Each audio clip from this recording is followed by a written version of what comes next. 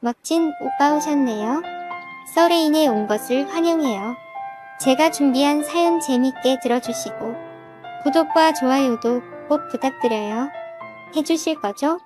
안녕하세요. 20대 후반의 남성입니다. 저는 예쁘고 어린 여자친구와도 헤어질 정도로 푹 빠진 여성과 현재 격렬하게 사랑을 나누고 있습니다. 이 관계도 언젠가는 끝날 것이고 끝내야 될 것도 알지만 이성보다는 본성에 이끌려 빠져나오지 못하고 있습니다. 빛조차 빠져나올 수 없는 블랙홀 같은 그녀와의 사랑 이야기 사연 보냅니다. 그녀를 처음 만난 건 10여 년 전 제가 고등학교 때였습니다.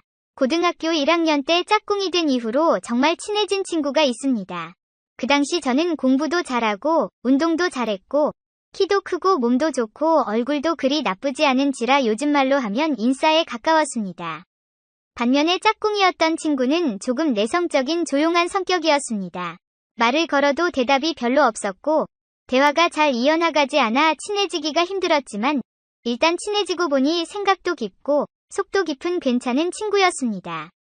우연인지 필연인지 그 친구랑은 3년 내내 같은 반이 되었고 절친이 되었습니다. 1학년 때 그 친구는 아버지와 동생 한 명과 살고 있다고 했습니다. 어머니는 몇 년 전에 지병으로 세상을 떠나셨고 그것 때문에 중학교 시절에는 다소 우울하게 학교 생활을 했다고 합니다. 처음에 그 친구를 보았을 때 어두운 면이 있었는데 어린 시절 엄마를 잃은 슬픔 때문에 그런 것 같았습니다. 2학년 때부터는 가끔 서로의 집을 방문하기도 했습니다. 우리 집에 초대해서 우리 엄마가 만들어주신 집밥을 먹으며 너무나도 좋아했던 친구였기에 종종 우리 집에 데려오기도 했습니다.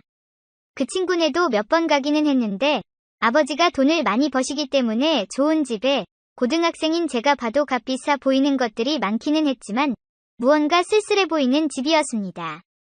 주기적으로 아줌마를 고용해서 집안일을 맡기기 때문에 깨끗하기는 한데 정말 엄마가 없는 집에는 뭔가가 부족하다는 것을 느낄 수 있었습니다. 그렇게 시간이 흘러 고3이 되었고 어느 순간부터 그 친구는 저를 집에 초대하지 않았습니다. 몇 번이고 집에 가고 싶다고 했지만 그 친구는 거절을 했습니다. 사실 그 친구에게는 3살 어린 여동생이 있었는데 정말 예뻤거든요. 절친 동생이라 어떻게 하지는 못했지만 제가 집에 가면 오빠 하면서 애교를 부리는 모습이 너무나 귀여워 보였습니다. 저는 외동아들이기 때문에 항상 여동생에 대한 로망이 있었고 그렇게 예쁘고 귀여운 여동생이 있는 그 친구가 부러웠습니다. 계속 거절하던 그 친구도 제가 조르고 조르니 결국은 집 방문을 허락했고 친구 여동생을 볼 수 있다는 생각에 부푼 마음을 안고 친구네 집을 방문했습니다. 초인종을 누르고 친구가 문을 열어주길 기다렸고 문이 열렸는데 깜짝 놀라고 말았습니다. 30대로 보이는 너무나 아름다운 여성분이 문을 열어주었기 때문입니다. 그녀는 환한 미소로 저를 맞이해 주었고 저는 당황하며 집으로 들어갔습니다. 그녀는 화장도 하지 않고 실내에서 입는 원피스를 입은 수수한 옷차림이었는데 원피스 위로 봉긋 솟은 가슴이 정말 육감적인 모습이었습니다. 그녀는 자신을 그 친구의 엄마라고 소개하였고 저는 뭐가 뭔지도 모른 채 소파에 앉아서 그 친구를 기다렸습니다. 그 친구는 얼마 후에 샤워를 하고 나왔고 그 친구 방에 들어가 대화를 나눴습니다. 그녀는 몇 달 전 아버지와 재혼한 새엄마이고 나이는 우리보다 13살 많았습니다. 나이 어린 새엄마를 아직 받아들일 준비가 안 되었는지 그 친구의 표정은 좋지 않았지만 저는 저렇게 섹시한 새엄마가 있다니 부러움을 느꼈습니다. 친구랑 방에서 게임을 하며 놀다가 저녁 시간이 되자 그녀는 맛있는 요리를 한 상 차려 저희를 불렀습니다. 그동안 친구네 집에 오면 항상 치킨이나 피자 같은 배달 음식만 먹었는데 처음으로 그 친구 집에서 집밥을 먹을 수 있었습니다. 그녀는 나이가 어리기는 해도 음식 솜씨가 좋아서 그녀가 준비한 음식은 우리 엄마 요리보다 더 맛이 있었습니다. 맛도 맛이지만 젊은 엄마라 그런지 예쁜 그릇에 정말 먹음직스럽게 음식이 담겨 있었습니다. 외출하고 돌아오신 친구 아버지와 그녀, 귀여운 여동생, 친구 그리고 저 이렇게 5명이서 즐거운 식사를 했습니다.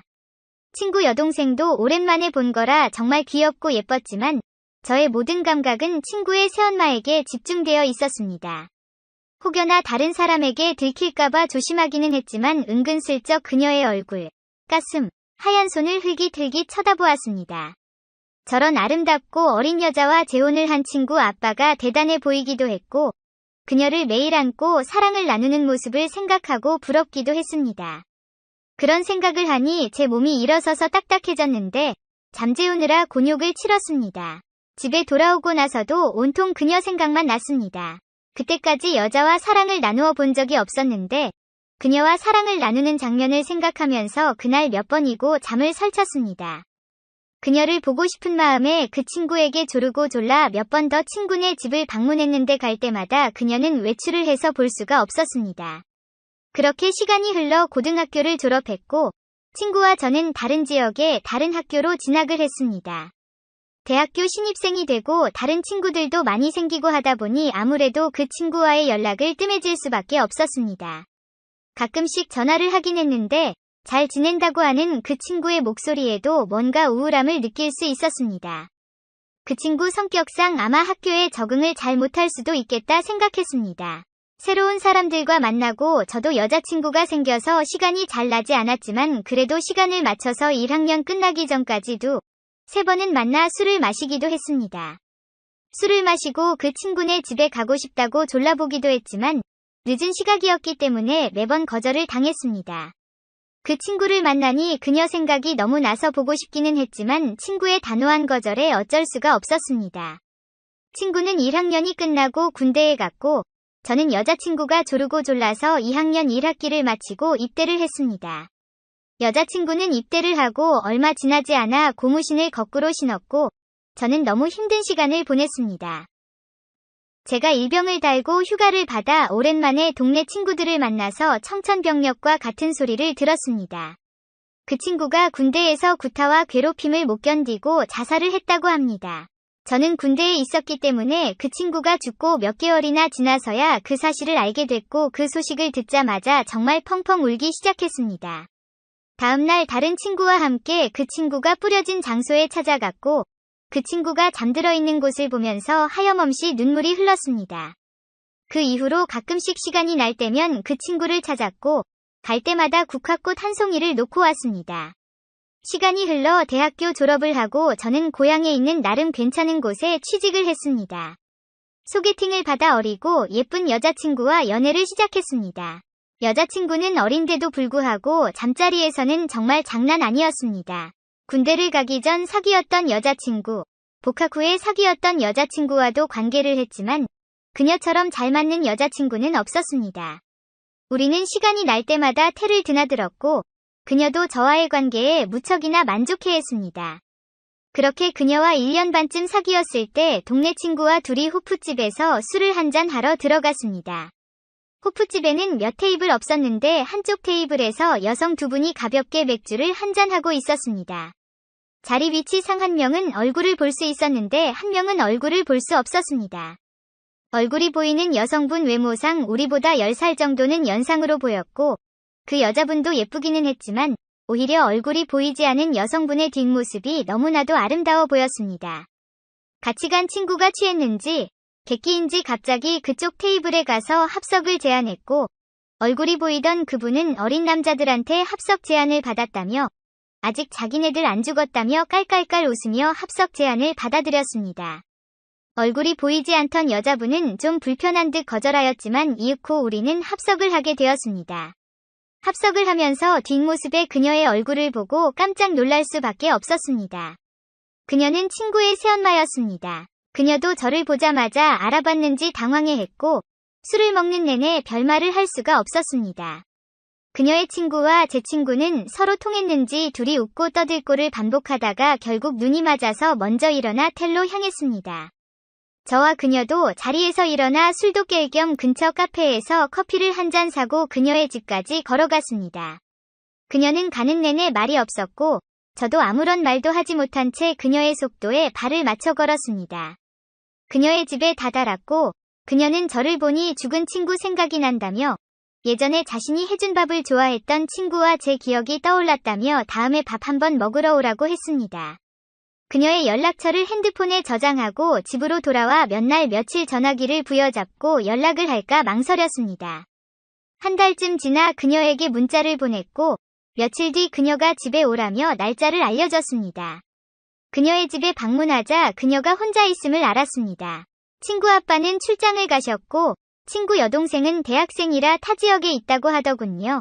그녀와 단둘이 집안에 있는 상황이라 묘한 기분이 올라왔지만 그녀는 죽은 친구를 생각하며 저에게 밥을 대접해주는 건데 이상한 생각을 하는 제 자신이 부끄러웠습니다. 저녁을 맛있게 먹고 하늘에 있는 친구를 위해 위로주를 하자며 그녀는 와인을 한 병 가져왔고 저희는 술을 마시며 친구를 기렸습니다. 그러다 우리 둘 다 취기가 올라왔고 그녀가 갑자기 우울해하며 눈물을 보이기 시작했습니다. 그녀를 달래기 위해 등에 손을 대고 다독거리자 그녀는 내 품에 안겨 흐느끼기 시작했습니다. 제 품에 안긴 그녀는 많이 울어서 그런지 몸이 뜨거웠고 땀으로 젖어 있었습니다. 술기운인지 모르겠지만 저는 그녀에게 키스를 하기 시작했고 그녀도 거부하지 않았습니다. 그렇게 그녀와 나누는 사랑은 너무나도 황홀했습니다. 여태까지 몇 명의 여자와 사랑을 나눠봤지만 그녀와의 사랑은 기존의 저의 경험을 송두리째 부정시킬 정도로 강렬했습니다.